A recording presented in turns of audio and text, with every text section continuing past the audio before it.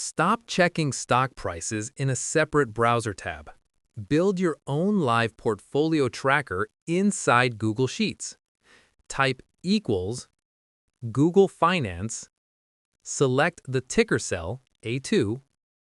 Don't type the text manually. Comma, attribute, price. Hit enter. Now double-click the handle to fill down. Boom! Prices for Apple, Google, and Amazon appear instantly. But let's make it look like Wall Street.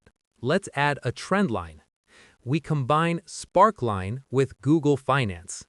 We need to define the time period. The arguments are start date and end date. I will use today minus 30, comma, today. This creates a 30-day trend. You can change the number 30 to any period you want.